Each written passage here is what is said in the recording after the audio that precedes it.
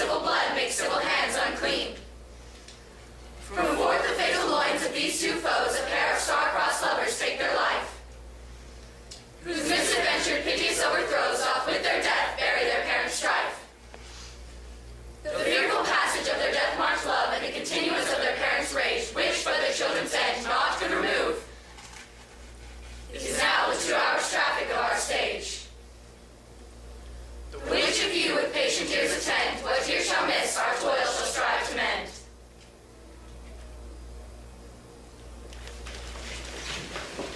Villain Capulet! Hold me not, let me go! Thou shalt not stir 1 foot to seek a foe. Rebellious subjects, enemies of peace! Will they not hear? What ho!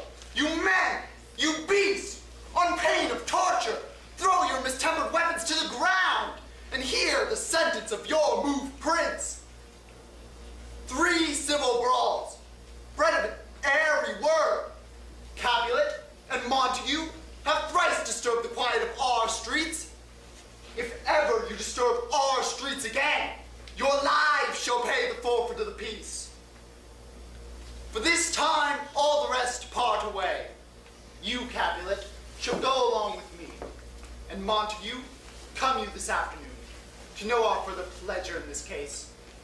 Once more, on pain of death, all men depart.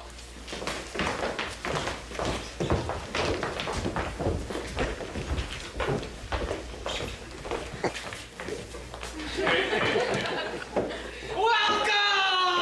Gentlemen, ladies that have their toes unplayed with cords will walk about with you! Come, musicians, play a hall, give room, and foot it, girls.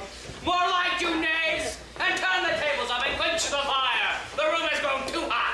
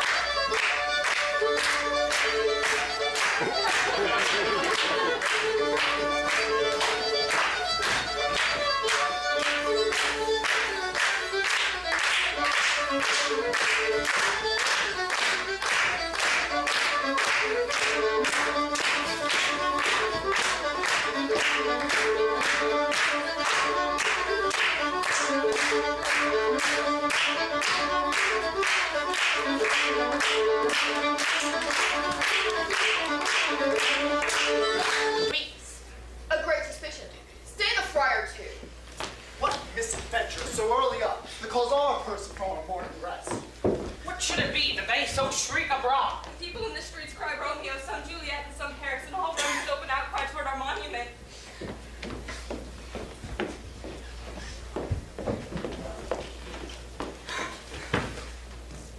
Come, Montague, for thou art early up, to see thy son and heir more early down. Alas, my liege, my wife is dead tonight. Grief for my son's exile has stopped her breath. What further woe conspires against mine age?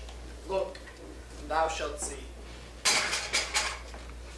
Oh, thou untaught, what manners is in this? To press before thy father to a grave. Seal up the mouth of outrage for a while, till we can clear these ambiguities. Bring forth the parties of suspicion.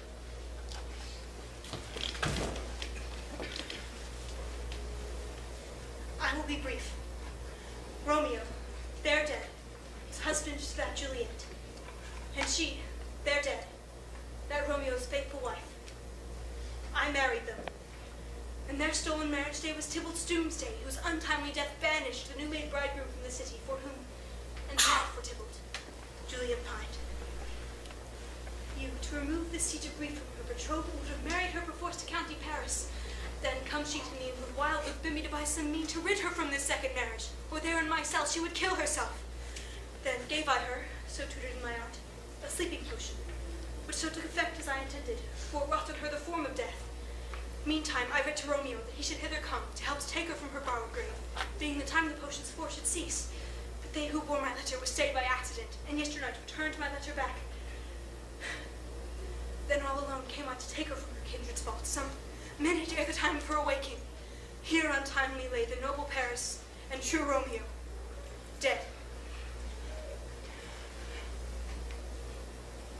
She wakes, and I entreated her come forth and bear this work of heaven with patience. But then a noise did scare me from the tomb, and she too desperate would not go with me. But, as it seems, did violence on herself. I brought my master news of Juliet's death, and then in post he came from Mantua, to this same place, to this same monument. I departed not and left him there. Where is the county's page that called the watch? Sirrah, what made your master in this place? He came with flowers to strew his lady's grave, and bid me stand aloof, and so I did. Anon comes one with light to open the tomb. By and by, my master drew on it, and then I ran away to call the watch. Capulet, Montague, see what a scourge is laid upon your hate? That heaven finds means to kill your joys with love. And I, for winking at your discords too, have lost a brace of kinsmen. All are punished. Oh, brother Montague, give me thy hand. This is mine out of joint, but no more can I demand. But I can give thee more, for I will raise her statue in pure gold, that while Verona by that name is known, there shall no figure at such rate be set as that of true and faithful Juliet. As rich shall Romeo by his lady's lie, for a sacrifice of Ireland.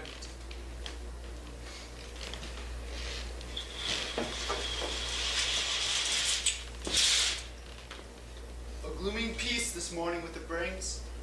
The sun for sorrow will not show its head. Go hence, to have more talk of these sad things. Some shall be pardoned, and some punished.